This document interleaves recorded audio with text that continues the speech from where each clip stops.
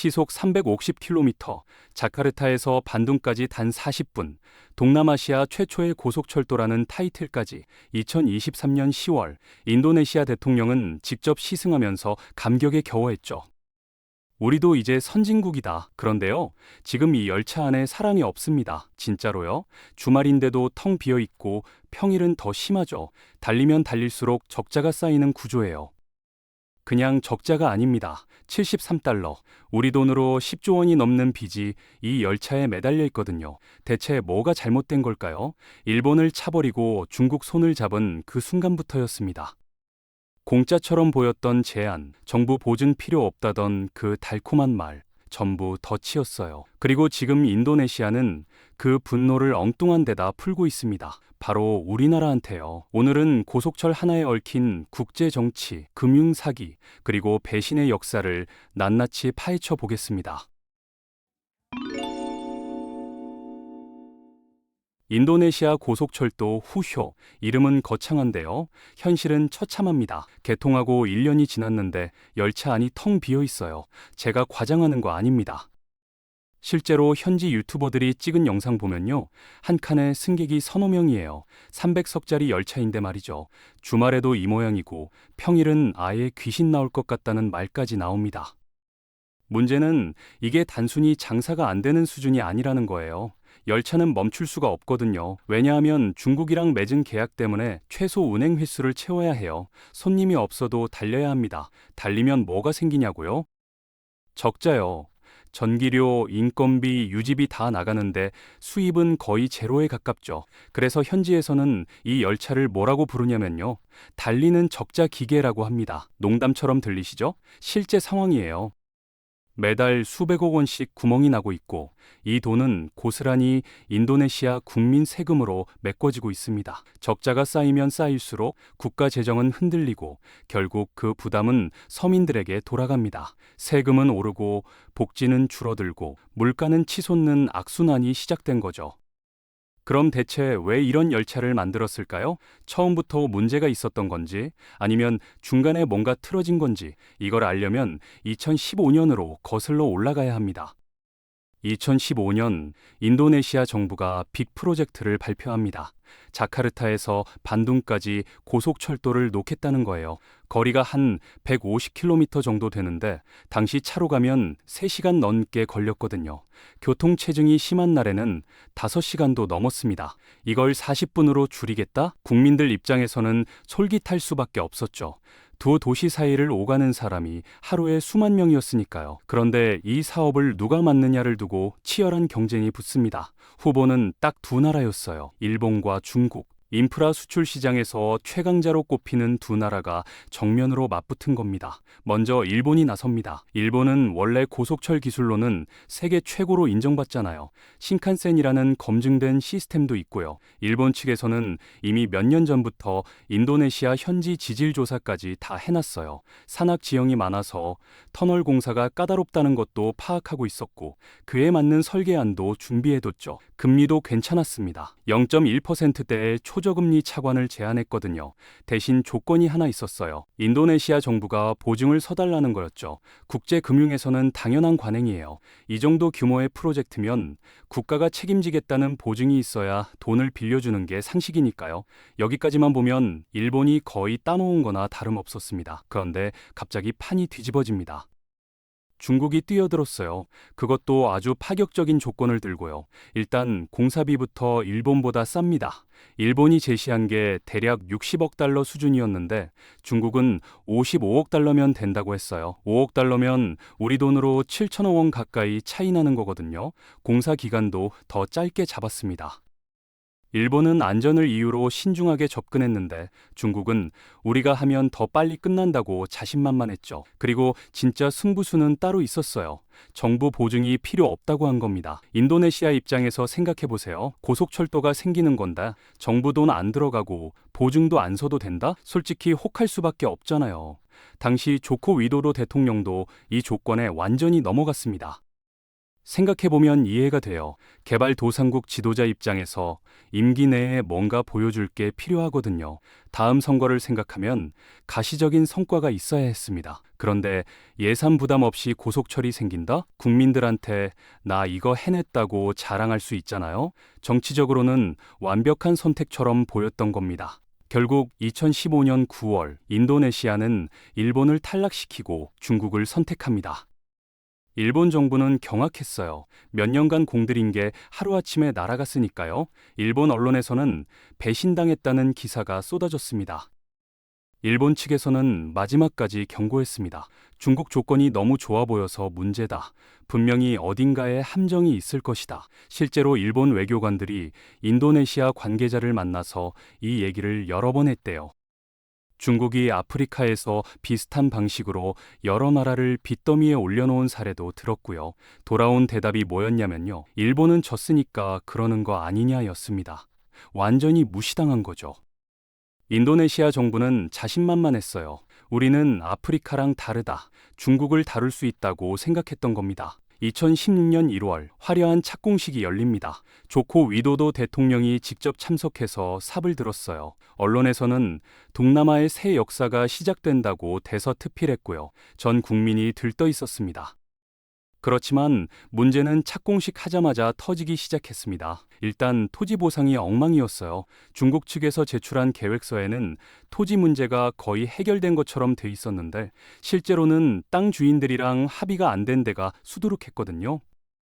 농민들이 철로 예정 부지에서 시위를 벌이고 공사 차량을 막아서는 일이 반복됐습니다. 환경 영향평가도 부실했어요. 산림지역 통과 구간에서 허가가 안 나와서 공사가 몇 달씩 중단되기도 했고요. 애초에 일본이 몇 년간 조사했던 이유가 있었던 거예요. 여기서부터 진짜 악몽이 시작됩니다. 처음에 55억 대라고 했잖아요. 그게 2018년에 60억 달러가 됐어요. 지질 조건이 예상보다 복잡해서 추가 비용이 든다는 게 이유였죠. 화산지대라서 땅이 불안정하다느니 터널 구간을 더 늘려야 한다느니 하면서요. 인도네시아 정부는 불만이었지만 이미 시작한 공사를 멈출 수도 없고 일단 받아들입니다. 그렇지만 끝이 아니었어요. 2020년에는 70억 달러를 넘겼고 최종적으로는 73달까지 올라갑니다. 처음보다 30% 넘게 늘어난 거예요. 우리 돈으로 치면 2조 원 넘게 추가된 거거든요. 코로나 팬데믹 때문에 공사가 지연됐다는 핑계도 됐습니다. 이쯤 되니까 인도네시아 정부가 항의를 합니다. 약속이랑 다르지 않냐고요? 그랬더니 중국 측 반응이 걸작이에요. 그러면 정부 보증을 서라는 겁니다. 처음에 보증 필요 없다고 해놓고 이제 와서 보증 안 서면 공사 중단하겠다는 거죠. 완전히 뒤통수를 친 거예요. 인도네시아 입장에서는 진퇴양난이었습니다. 공사를 멈추면 지금까지 투입한 돈이 다 날아가고 계속하려면 정부가 빚을 떠안아야 하는 거잖아요. 반쯤 완성된 철도를 방치할 수도 없는 노릇이었습니다. 결국 굴복합니다. 처음에 안 한다던 정부 보증을 결국 서게 됩니다. 중국의 계획대로 된 거죠. 보증만 문제가 아니었어요. 진짜 독소 조항은 이자율에 있었습니다. 아까 일본이 제시한 금리 기억나시죠? 0.1%였어요. 거의 공짜로 빌려주겠다는 거나 마찬가지였죠. 그럼 중국 차관 금리가 얼마였는지 아세요? 2%대입니다. 2%면 그래도 낮은 거 아니야? 이렇게 생각하실 수도 있어요. 그렇지만 계산을 해보면 얘기가 달라집니다. 73달러에 2%면 연간 이자만 1억 5천만 달러 가까이 나와요. 우리 돈으로 2천억 원이 넘습니다. 매년이요. 일본 조건이었으면 연 이자가 700만 달러 정도였을 거예요. 20배 넘게 차이 나는 겁니다. 40년 상환 기간 동안 이자만 총 60억 달러가 넘게 나가요. 원금이랑 맞먹는 수준이죠. 그리고 이 이자는 고스란히 인도네시아 국민 세금으로 충당해야 해요. 열차가 적자인데 이자까지 내야 하니까 이중으로 구멍이 나는 거죠. 정부 예산에서 교육이나 의료에 갈 돈이 빚 갚는 대로 빠지고 있는 겁니다. 인도네시아 정부가 상환 기간을 늘려달라고 요청했대요. 40년을 50년으로 해달라고요. 그랬더니 중국이 뭐라고 했냐면 그건 우리가 결정할 문제라면서 질질 끌고 있습니다. 협상 카드로 쥐고 있는 거예요. 필요할 때마다 인도네시아를 압박하는 수단으로 쓰겠다는 거죠. 이제 인도네시아는 수십 년간 이 빚에 묶여 있게 된 겁니다. 그래도 일단 열차가 달리면 뭐라도 되지 않을까? 많은 사람들이 그렇게 기대했어요. 빚은 졌지만 철도가 경제를 살리면 다 만회할 수 있다고 생각한 거죠. 2023년 10월 드디어 개통합니다. 조코 위도도 대통령이 직접 시승하면서 활짝 웃었죠. 역사적인 날이라고요. 인도네시아 언론들도 축제 분위기였습니다. 그렇지만 성적표가 나오기 시작하니까 웃을 수가 없게 됐어요. 개통 첫 달 이용객이 하루 평균 8,000명 정도였습니다. 많아 보이시나요? 손익분기점이 하루 3만 명이에요. 3분의 1도 안 되는 거죠.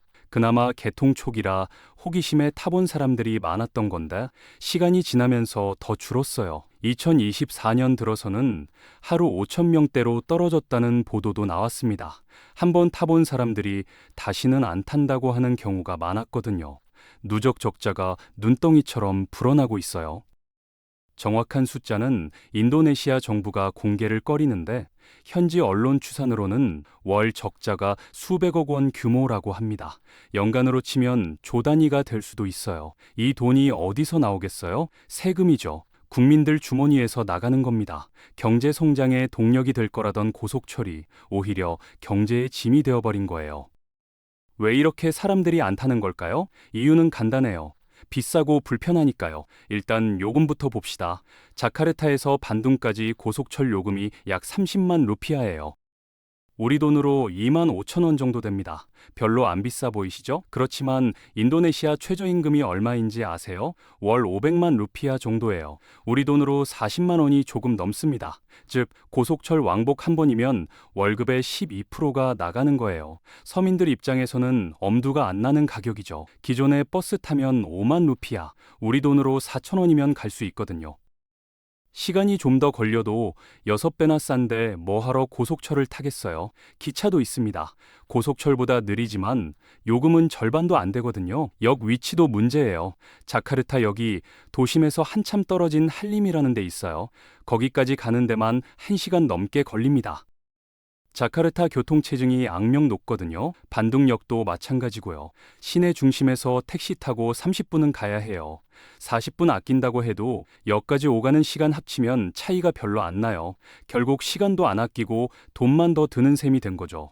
누가 타겠습니까?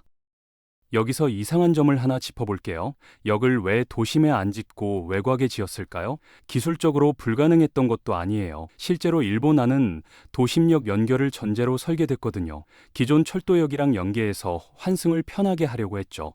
그렇지만 중국안은 처음부터 외곽이었어요. 이게 실수였을까요? 아닙니다. 의도된 설계였어요. 중국 자본이 역 주변 땅을 미리 사들였거든요. 한림역 주변, 반둥역 주변 토지를 중국 기업들이 선점했습니다.